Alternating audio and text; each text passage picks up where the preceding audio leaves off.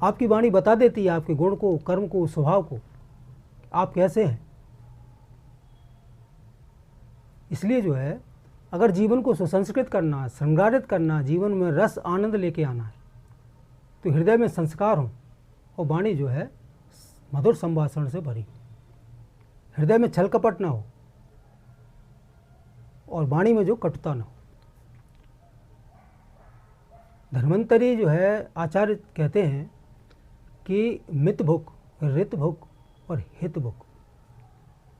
वाणी कैसे बनती है, हृदय में संस्कार कहाँ से आते हैं, हम सीख सकते हैं, लेकिन अगर हमारा पात्र ठीक नहीं तो हृदय के सुसंस्कारित करने के लिए और वाणी को मधुर करने के लिए, सुसंस्कृत वाणी करने के लिए हमें जिह्वा का संयम जरूरी है। तो आचार्य धन्वंतरी कहते हैं कि मित भुक माने अच्छा भोजन करिए, ऋत भुक यानी ऋतु के हिसाब से भोजन करिए, कौन सी ऋतु चल रही है उसके हिसाब से भोजन करिए, और हित भुक शरीर में बल, ओज, तेज बढ़ाने वाला भोजन करिए। आपने सुना होगा कि जैसा खाए अन्न वैसा बने मन।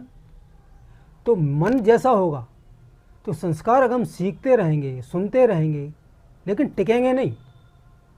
टिकेंगे कब, जब हमारा मन जो है ठीक हो। तो अगर हम अच्छा भोजन करते हैं, हितकारी और मित भोजन करते हैं, तो हमारा जो ओज, तेज, बल, इंद्रिय बल, शारीरिक कांति, ये सब बढ़ती है। और जब ये बढ़ती है तो हमारा जो है शारीरिक बल और मनोबल, ये दोनों बढ़ते हैं।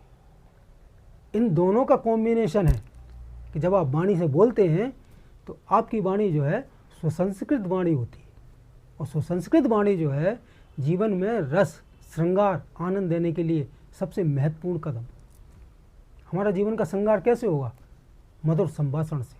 मधुर संभाषण कब होगा, वाणी सुसंस्कृत कब होगी, जब हृदय में संस्कार होंगे।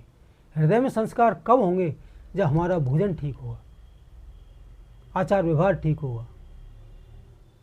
तो इन चीज़ों पे हम जब छोटी छोटी चीज़ों को ध्यान नहीं देते